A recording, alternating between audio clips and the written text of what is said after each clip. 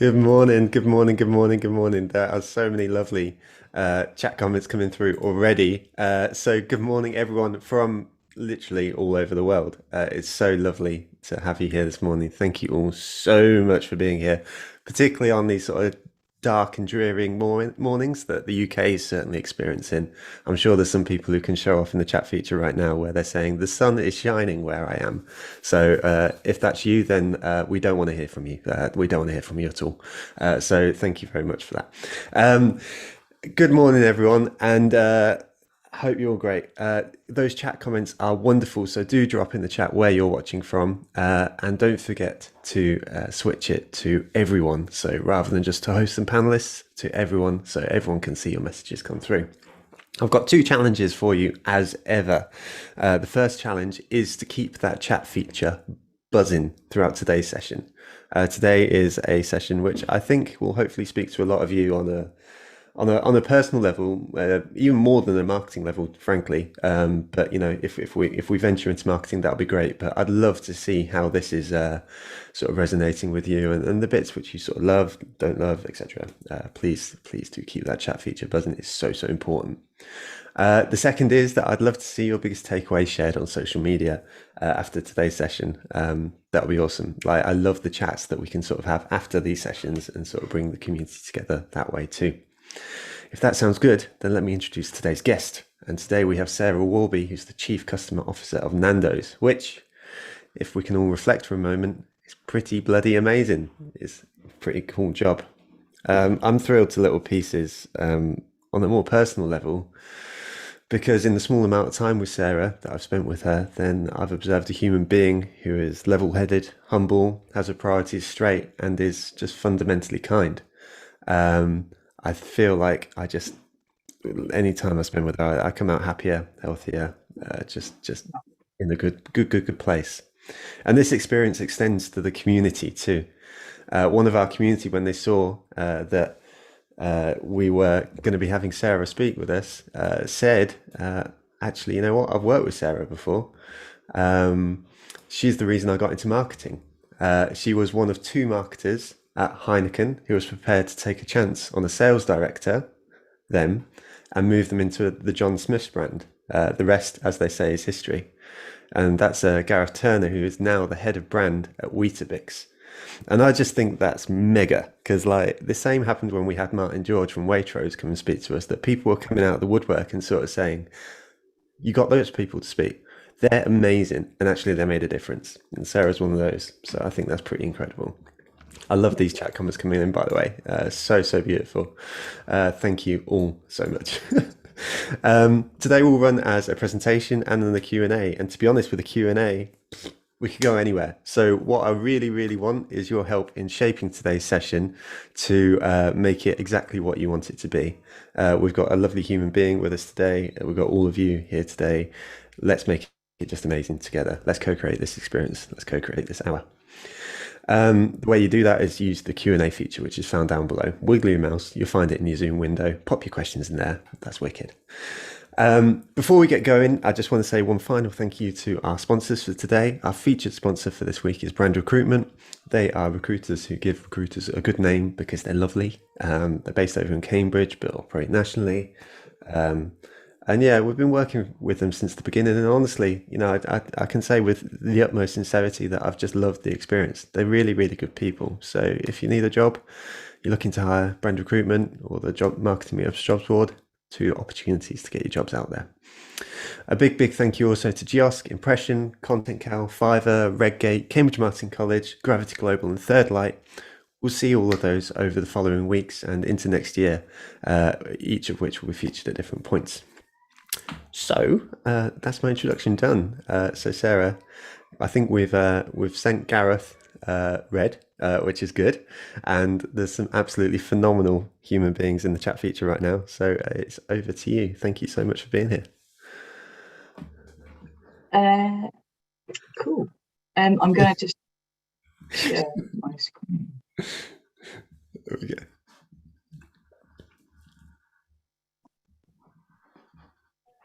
Wicked. Got it. So there you go. A slightly tragic way to say hello. That's the only purpose of this screen. I do it every year I do a new one. So if you're ever interested in this sort of anthropological mosaic that is what was on the Hello magazines over the last 10 years, I've got them all. They're hilarious. And largely, you can imagine, they've been dominated by people with beautiful, long, lustrous, black, dark brown hair, whether it was Kate or Meghan, and now back to Kate. So for someone with short, dirty blonde hair, not the most motivating experience. Nonetheless, hello, lovely to see you all, and nice to be here. Thanks for having me, Jo. And hello, Gareth. Let's have a cup of tea sometime. Sure.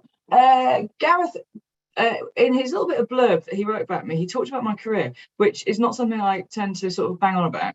But it got me thinking about where to start on this conversation, right? Because we talked about is the choices that we make in life. And look, we are all, the only people responsible for our careers and our success is us. So I thought that might be quite an interesting place to start. So careers, used to be like that, roughly. I don't know what the y-axis is. I don't have a sort of salary or fancy sounding job title. It's more of a sort of conceptual, but it was sort of like that, wasn't it? It was all sort of quite straight line and quite predetermined. And now they're like that, which I think is a good thing. I think it's a brilliant thing. And who wants to get on a conveyor belt and then basically have a sort of predetermined direction? But each of those little blobs on my not very well drawn PowerPoint is a choice, is a decision, is a move that we make. And I think on the left hand side they were fairly predetermined for us, and now on the right hand side, oh, they're not. So my version of this, in brand terms, is that, right? I went from Unilever to Leo Burnett to Heineken to Sainsbury's to Hyperjar to Lovehoney, and now I work at Nandos, but I also have a second job because I'm a non-exec director at Money Supermarket as well, which is amazing. Across the bottom you can see I did a few other jobs too.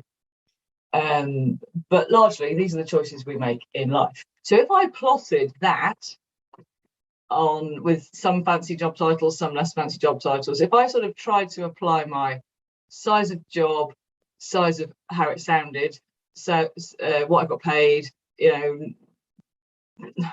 what would campaign call it? The Power 100, whatever that bollocks means. If I plotted it like that, that orange one would be me now. I went up, then I went along, then I went up, then I went up and down. And I had some, I was a CEO, which probably sounds quite important. And now, arguably, with the size of team, size of budget, size of, it's only a UK and Ireland job. That one down the bottom there, not bottom, why am I pointing? That's where I am now, but I'm literally the happiest I've ever been. So you tell me what the scale should be. And that's what I think is important about the choices we make. So some stuff that I think is important, the stuff that I believe in, is this. I think it's just really simple, right? If I do these 5 things, largely I know it'll work out all right.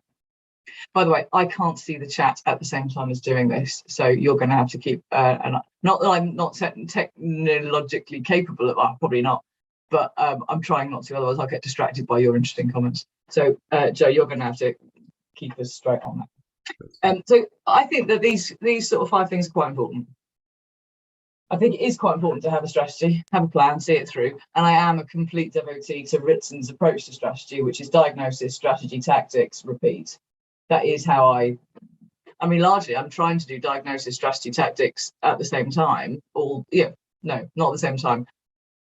In continuous cycle all the time. If you don't start with diagnosis, what are you doing? If you don't consciously move from strategy to tactics, you get confused, and marketeers particularly tend to just go to tactics because tactics are fun.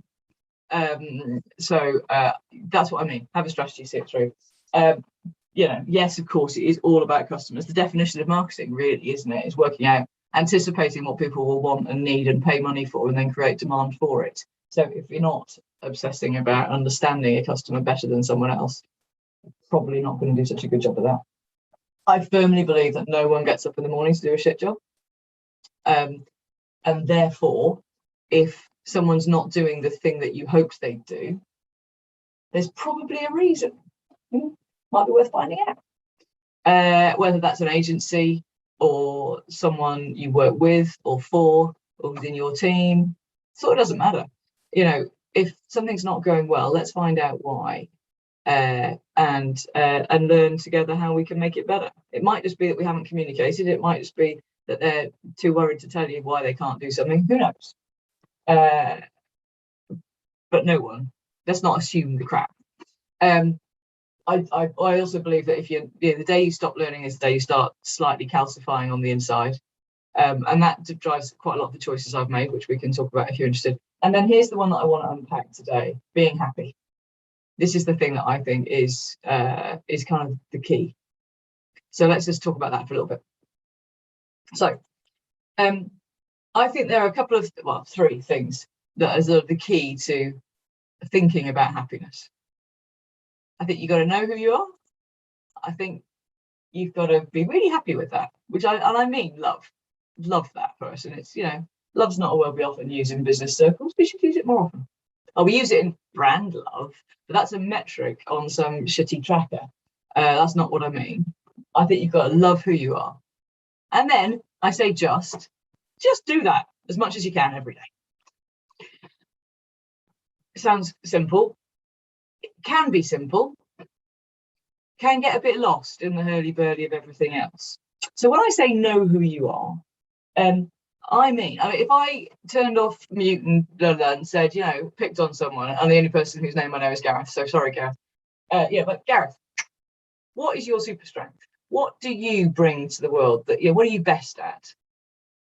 Whoever I ask, I imagine I'd get a variety of responses. I'd get some people at one end of the spectrum going, oh yeah, I'm glad you asked me, get in. Here I go, I know the answer.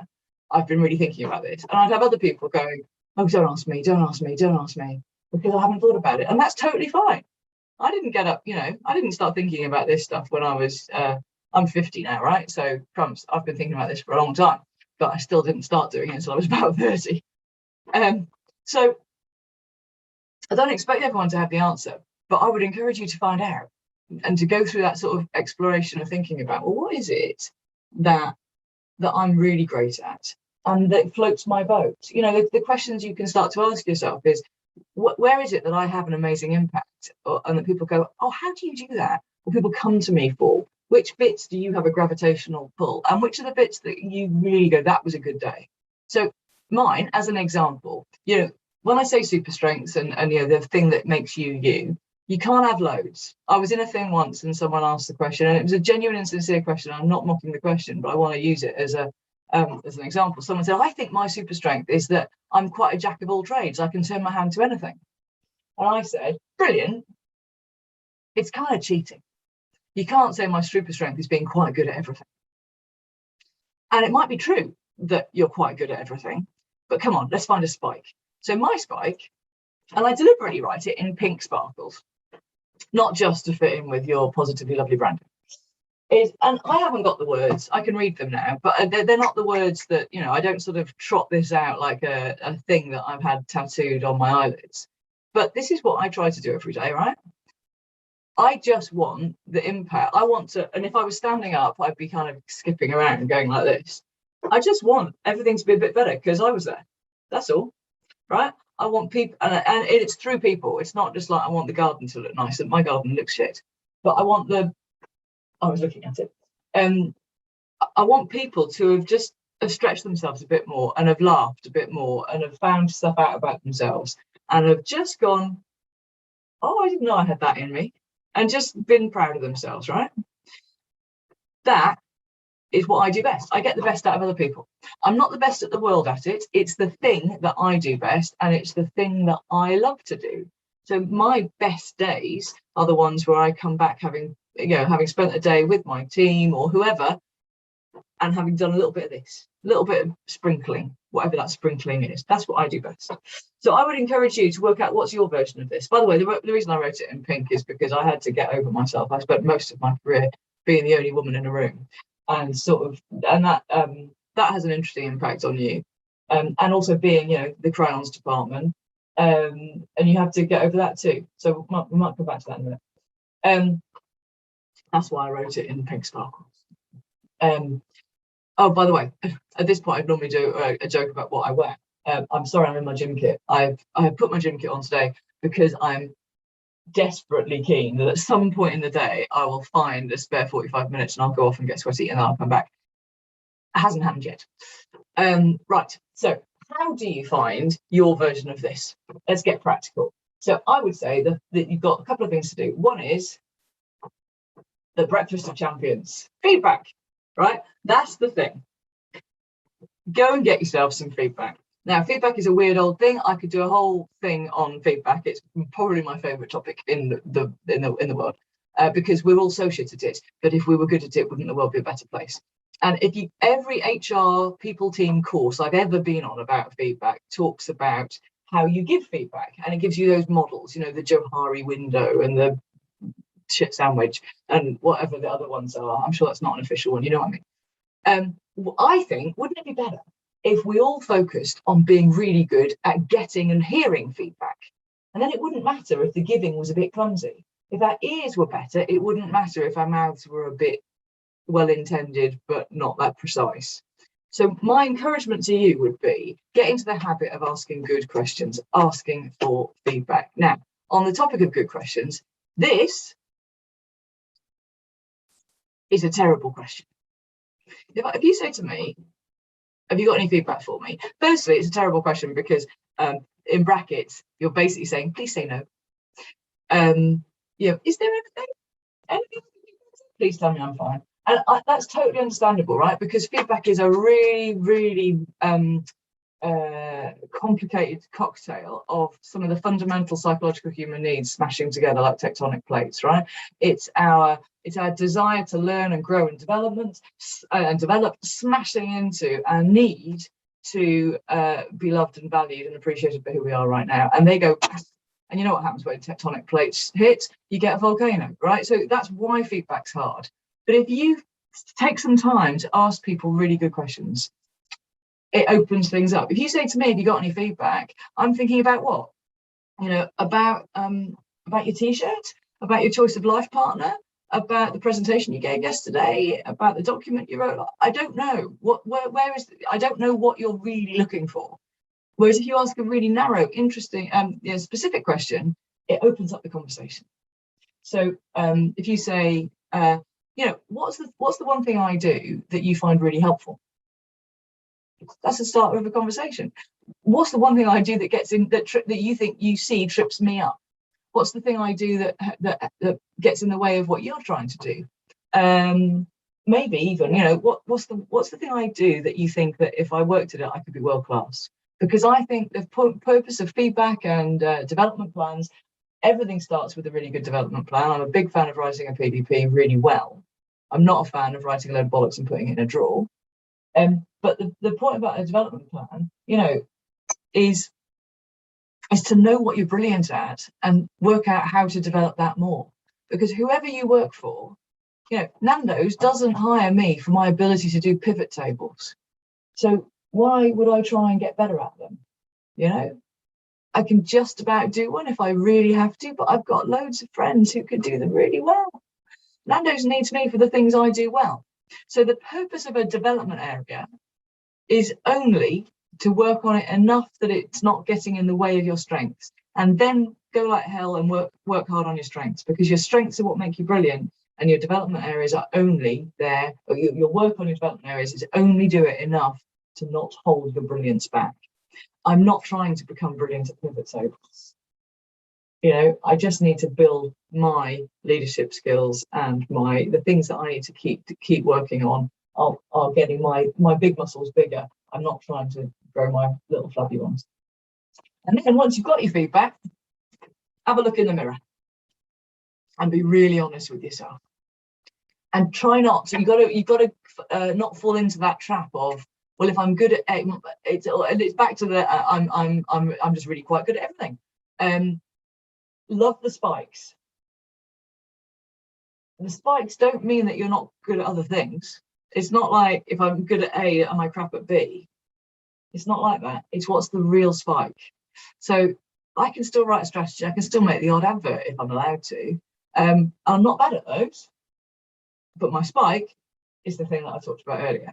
And I found that really hard to let go, especially because my spike is written in pink and is a bit intangible. So when I was in a boardroom with, particularly at Sainsbury's, with a bunch of fellas,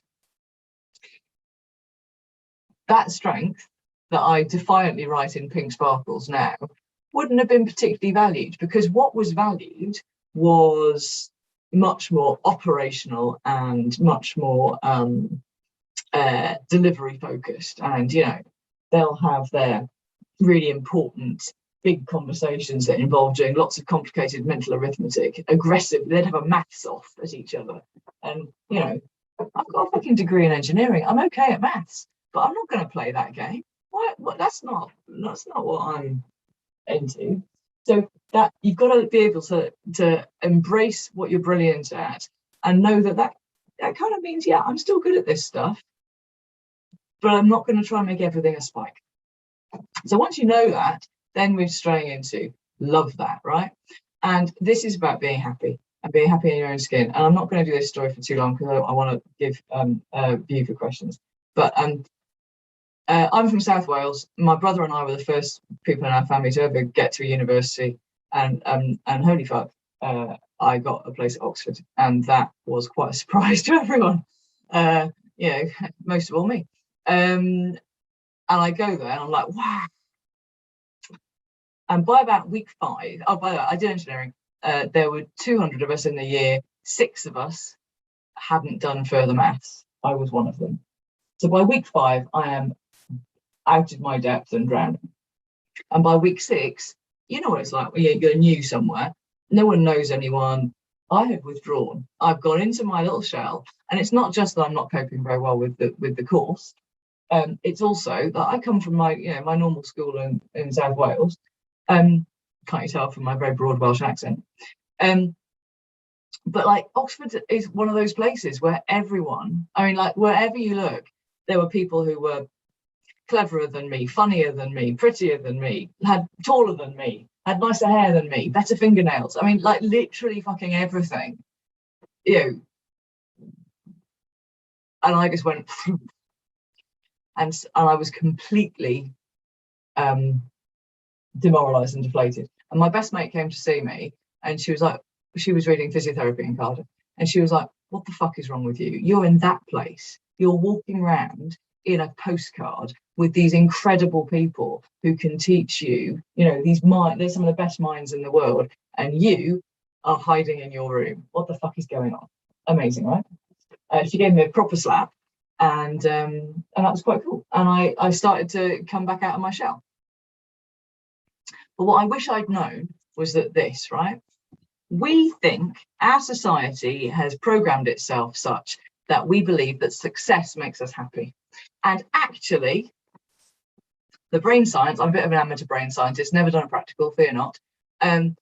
Actually, happiness breeds success. It is the other way around, right? So, and what's happened in our society, because we get trapped in thinking success makes us happy. So, you know, when I get that promotion, I'll be happy. Oh, I'll wait for the next bonus run and then I'll be happy. You know, when the extension's finished, I'll be happy. When we're married, we'll be happy. When the kids leave home, I'll be happy. You know, that's what we do, is we push happiness further and further away, and eventually it disappears over the cognitive horizon and we are left bereft. Whereas in fact, the way our brains actually work is happy brains are more successful. Happy brains have been proven to be 31% more productive, more creative, and more useful than even a neutral brain, never mind a sad one. So I think being happy is quite important. Not just because I like it, and I don't like making people unhappy, but because, you know, back to my chums at Sainsbury's, show me another way you can get a 31% productivity gain.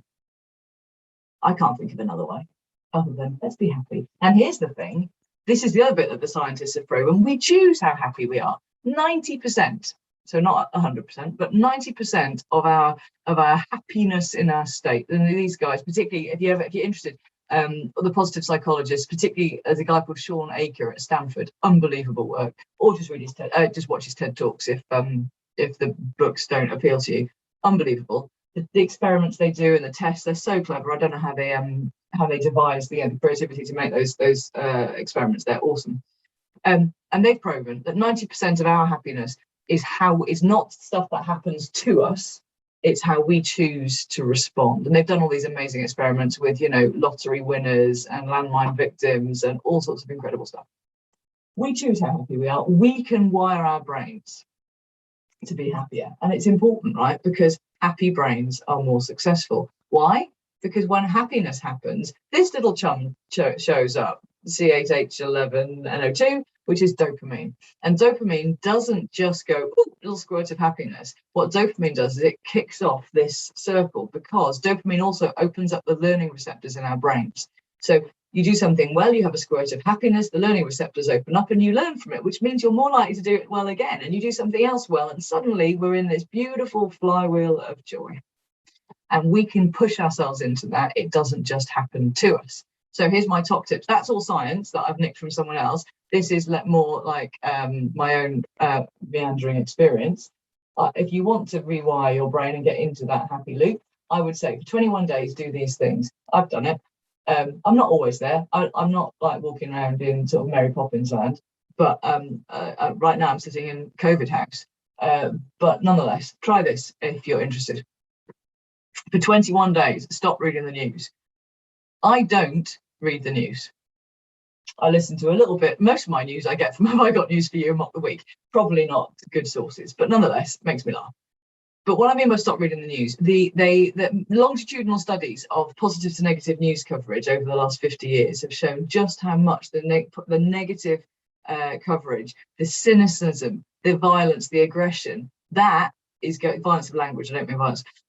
Is on the right. I think we're now over the 30-70 mark and still rising, right? So we're at 70+% now is negative. So if you're a news junkie, you start to believe the world is 3/4 negative. It's not. I don't read the news. I mean, I know enough about to not look like an idiot. And I know who Joe Biden is. I've heard of Putin, but largely, I don't get sucked into the news, because the agenda isn't healthy for our outlook on life.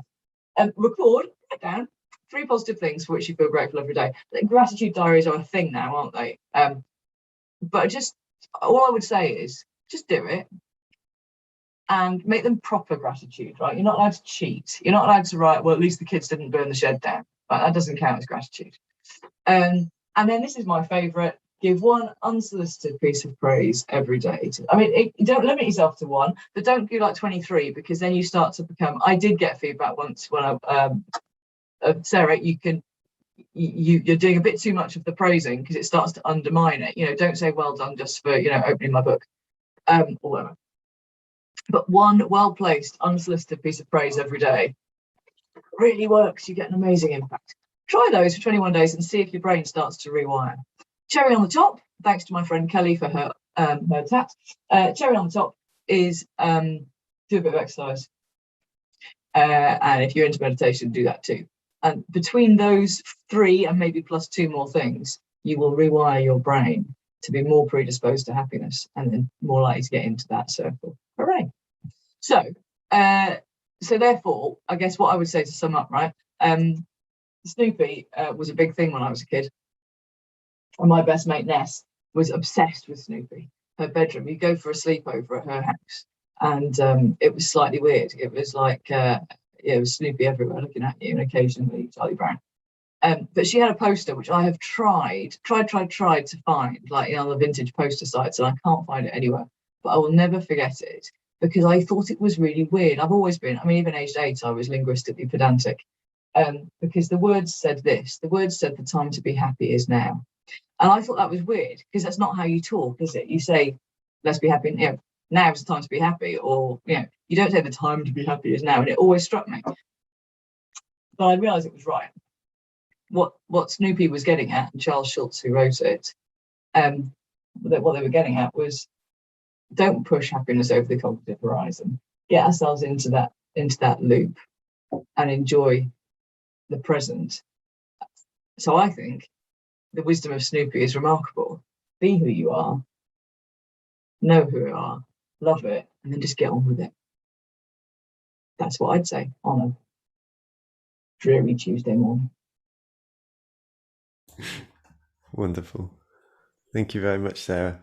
I really, really appreciate it. There's a really lovely, well, I mean, there's a bunch of lovely comments come through, but I love the one from Caroline, who pretty much the simple feedback, but a total breath of fresh air. So good. And I think there's going to be an awful lot of people who resonate with that right now, as you can probably see through the chat feature right now. One from James Brown. It's too fast. I can't read that fast. The one from James Brown is making me smile though, because he says, "What a brilliant fucking human you are," which is a nice way to start a Tuesday. That's a lovely way for me to start my Tuesday. Thank you. Spot on, absolutely spot on. Thank you all. Thank you, and thank you everyone for the lovely comments coming through.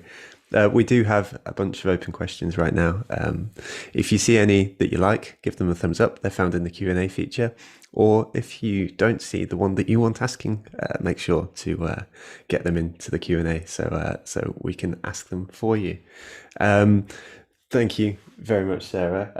I just wanted to repeat a quote, which was a flywheel of joy, which I think if we can all get on that flywheel, it sounds pretty bloody amazing. So awesome. I want to take the questions from the community, and the first one comes from the impossibly lovely Sophie Blackmore, who has, I don't know whether she's stitched me up with how she's chosen to write the question, but I'm going to ask it as she's written it, which is, any tips for how to help others focus more on their sparkly bits?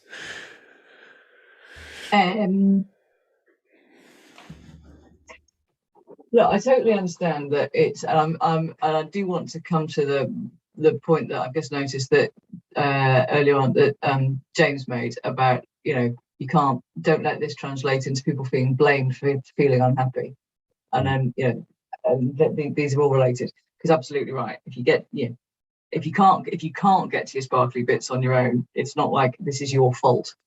Let's go there in a minute.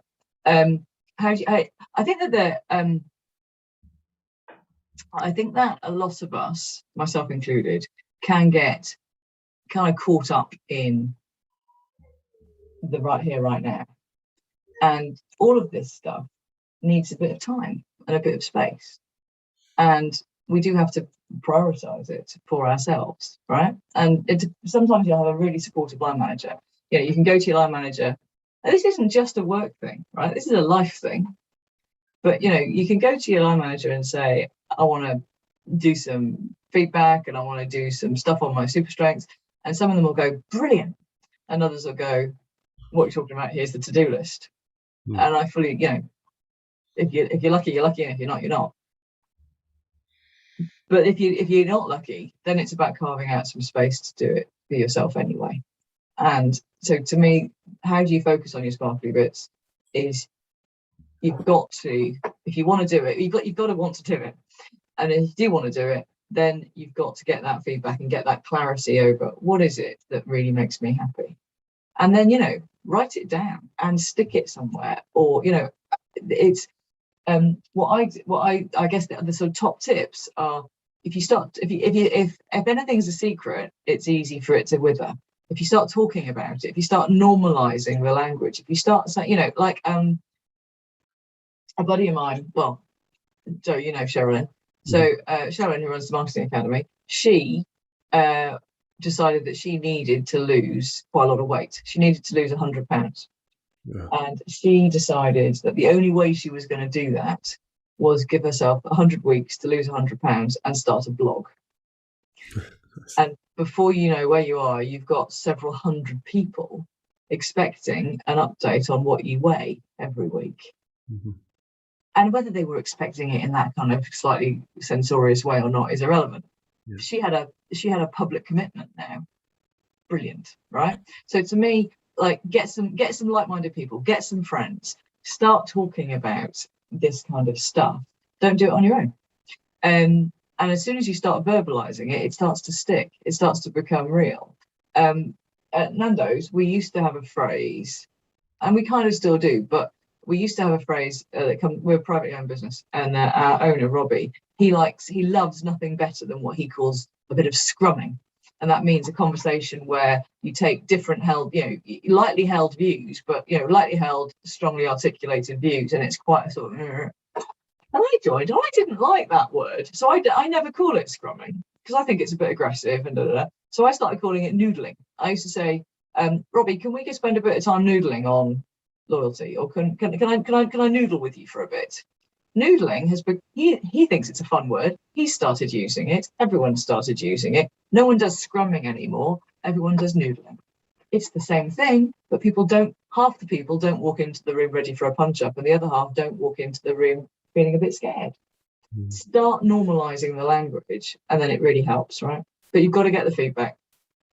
And try it on for size. I think my super strength is, whatever. Great. Just start using it, start talking about it and see what reaction you get.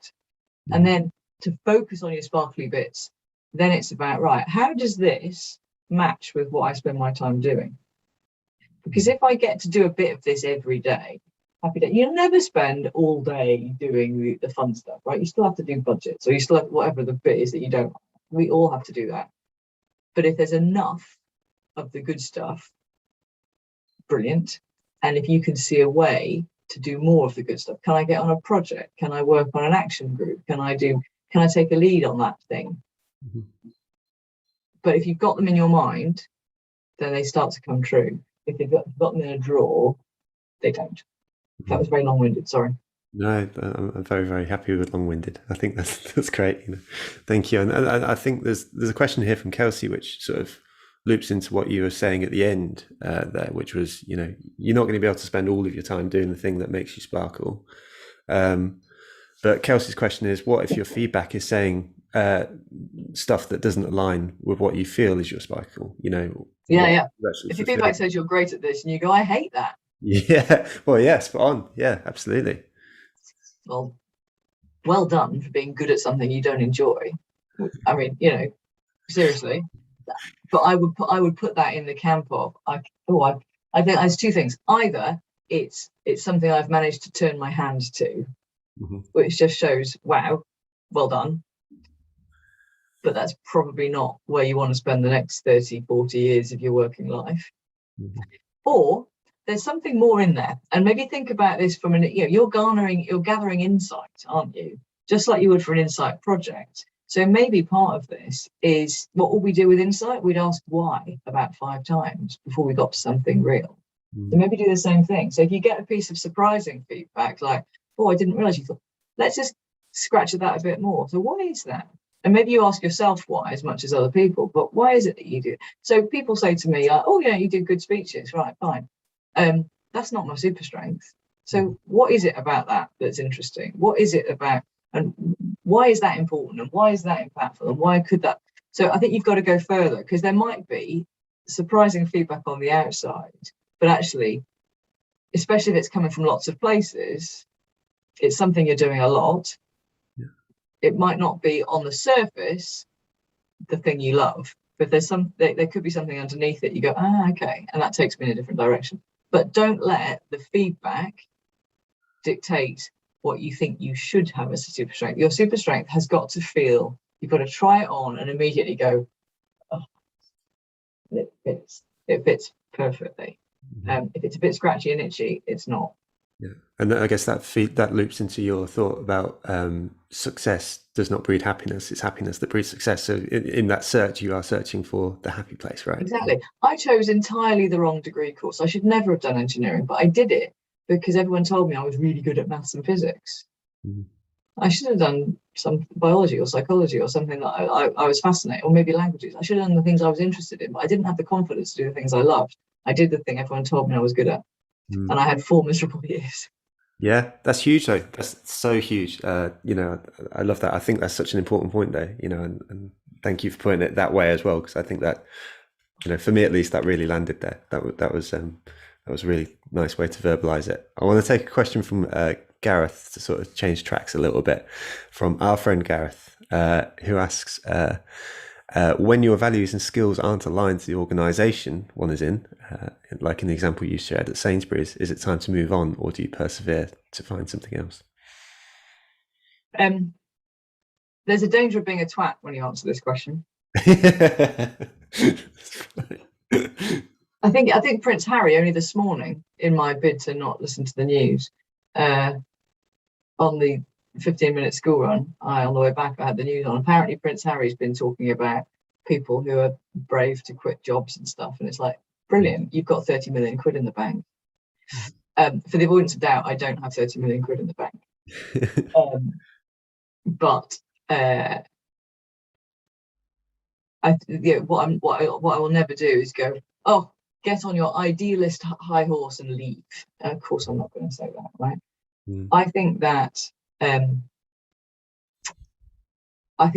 a real awareness of what who am I and what's important to me, and how is that fitting or not with the life I'm living, because it's not just at work, is really important, and to hold that all the time.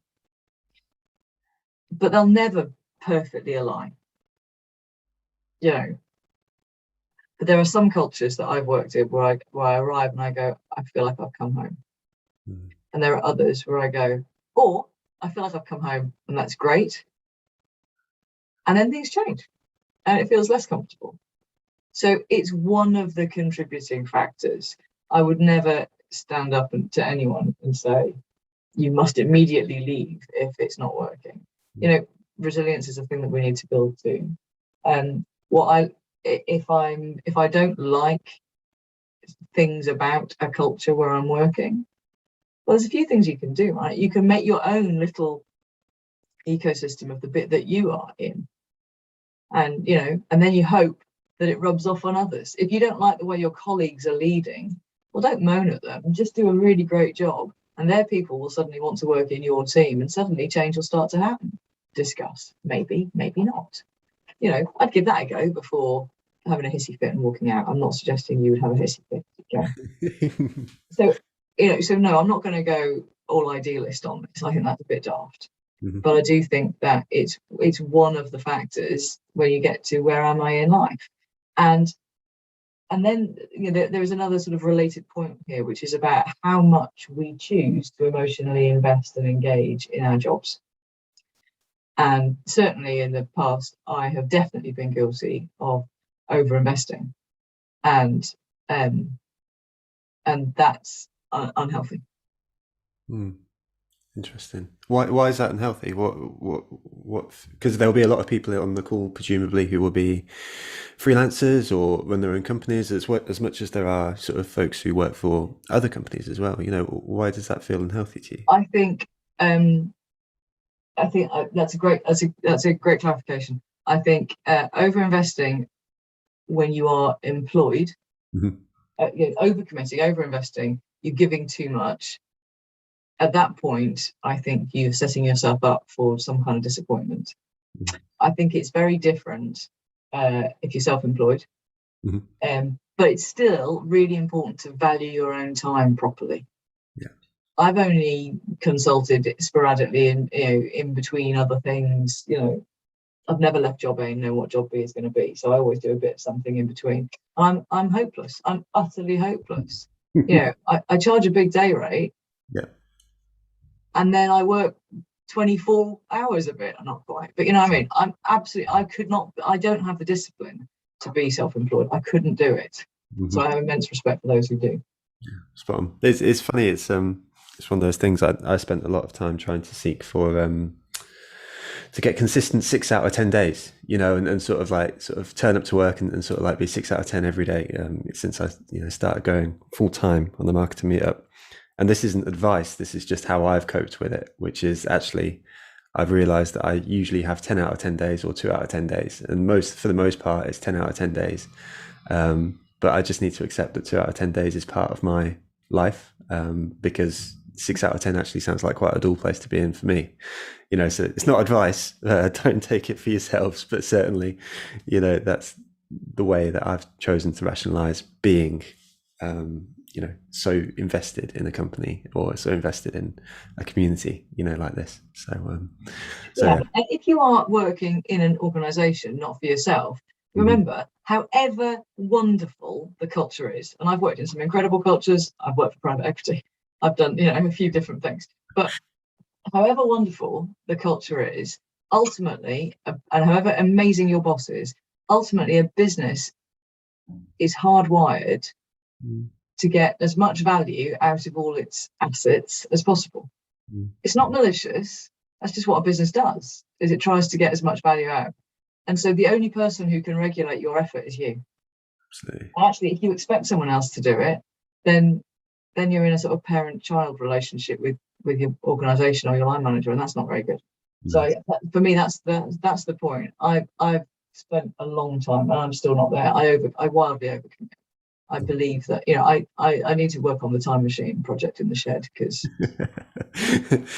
Well, actually, speaking of that, then, so you said that your journey to sort of, I don't want to overgrandize it, but you know, self-discovery and your journey to sort of discovering, knowing who you are and loving what you do started around 30. I don't expect that you to sort of generalize your experience to everyone else, but what questions did you start asking yourself at that point? Was it the questions of, you know, what do I love? What do I enjoy? What am I good at? What are super strengths? Or was there something else? yeah.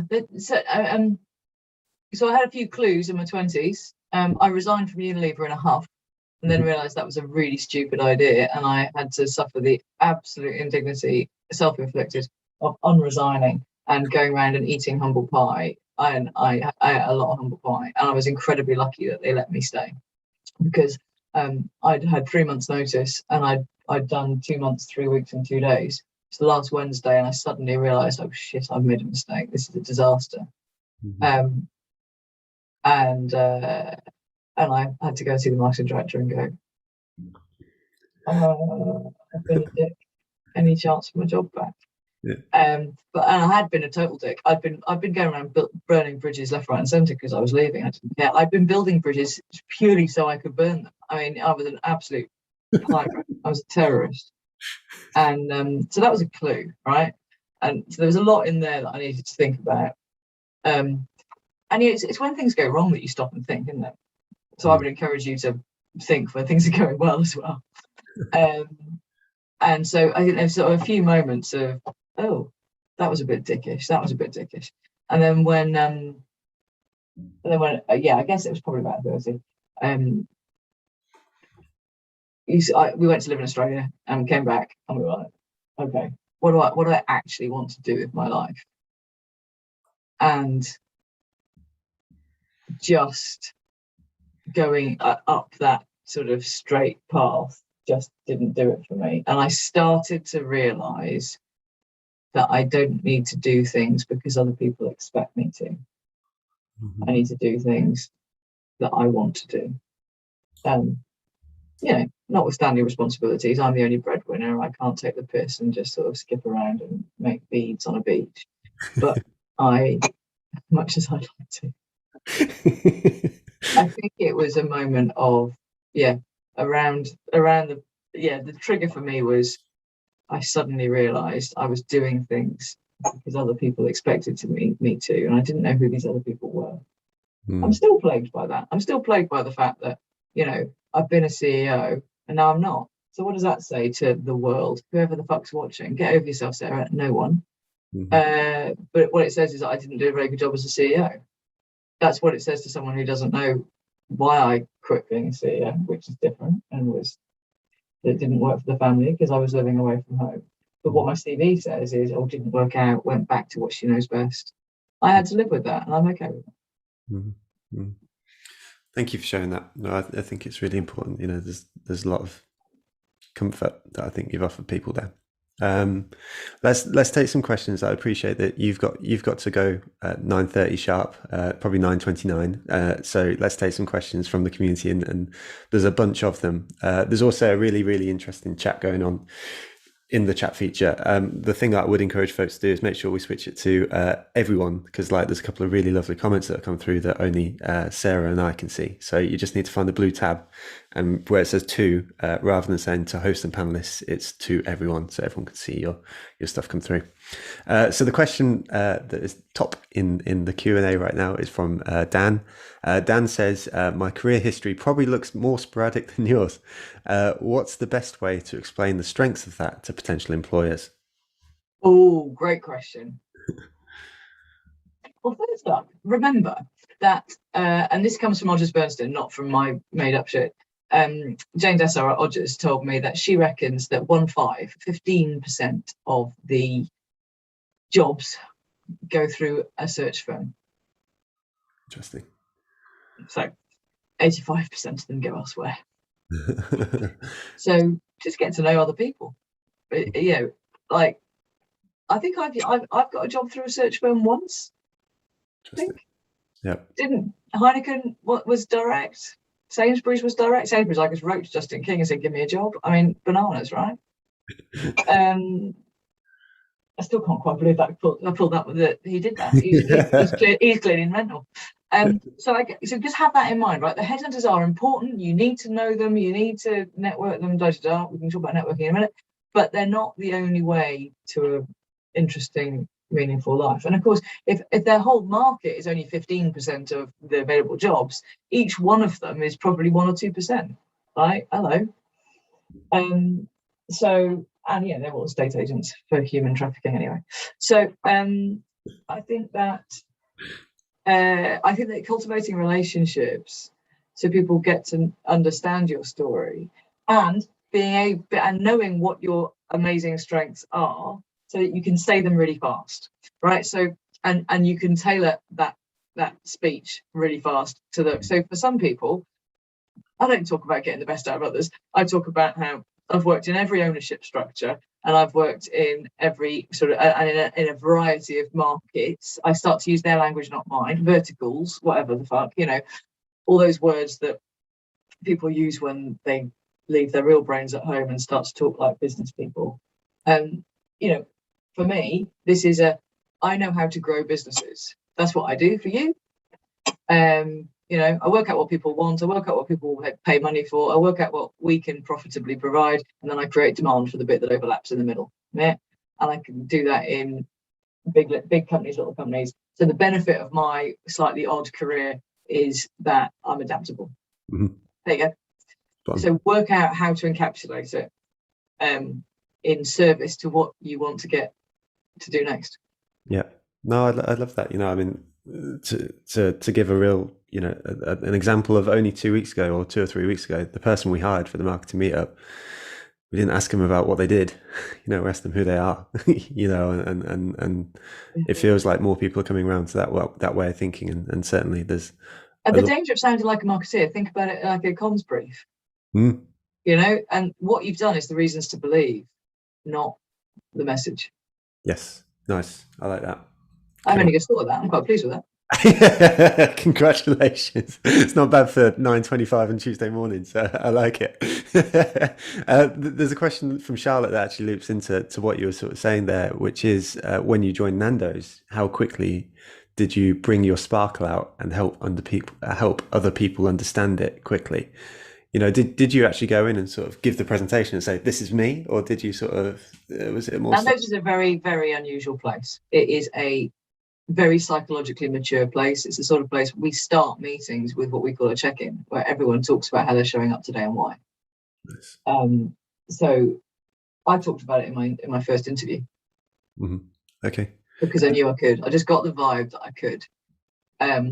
It's always dangerous, right? If you say my super strength is getting the best out of other people, you can then very quickly demonstrate that that's bollocks, right? You can really, you're setting a high bar. So to me, it was great, right? Yes, I did. In my first, when I got the whole team together, it's not an enormous team, but when I got the team together, I said, look, I don't want to do a load of self-indulgent claptrap about, here's me, I was born in Cardiff, but I want to tell you the things that are important to me.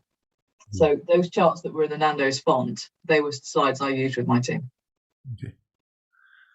That seems important though as well. So we did an exercise with the living leader. So we had Penny Ferguson speak a long time ago with Catherine Newman from Manchester United, and something that we did on the living leader program was to do something called an introduction. So we were to, and it is about creating a safe place. It probably won't work everywhere, but certainly places which do feel safe, psychologically safe. We sat down and there were 5 people in the room plus Sherilyn actually, and Sherilyn sat at the front of the room and set the agenda by introducing herself for some half an hour, telling people her story. It might have been the self-indulgent stuff that you were speaking about a moment ago, but actually it felt important. And we then subsequently went around the room and sort of went through this process of introducing ourselves in a similar manner. Introductions with 6 people in the room took like 3.5 hours. It was ridiculous. But it was also an exercise which, brought us closer together as a group. And I think it's also one that can be done again and again, but also done retrospectively. You don't need to be new people in a room. You can sort of come together and say, this is me, and whether it's people you've been working together with for 3 to 5 years, you can do it as explicitly as that, or you can also show it over the course of time with a series of actions. That's really nice. It takes a bit of courage to do it, because I'm always like, oh, I'm not that interesting. You don't really want to talk about me. Yeah. That's that's one of the things that I will be working on until I die. And similarly, I'm not very good at going right around the leadership team. I'm going to talk about our work. I love showing off what the team have done, but that's slightly different. Rather than going right, I need you to all engage in some of this customer thinking now. I always sort of have maybe the other things are more important. Yeah. But they're not. No, of course they're not. And that's the thing. Everyone thinks that, or most people think that about themselves. And then if you have that thing where, oh no, I'm not important. No, I'm not important. Then everyone thinks their thing's not important. It's all important. Yeah. Exactly right. Exactly right. It's 9:29, and I know you got to go. So I'm going to say thank you so much, Sarah. There's some really, really lovely chat comments coming through again to say thank you to you. Also, thank you so much to everyone who tuned in this morning as well and made that chat feature just so perfect. Like looking after each other, listening, sharing, saying hello, being positively lovely. It's honestly just so heartwarming every week. I absolutely love it. So thank you all so much. Please do take the time to say thank you to the folks at Brand Recruitment. That's my one ask every week for our various sponsors. And thank you, Sarah. Thank you, everyone. We've got the last webinar of this season next Tuesday. It's at 2:00. I hope you can make it, and we'll see you soon. So take care, everyone. Have a great day. Thank you.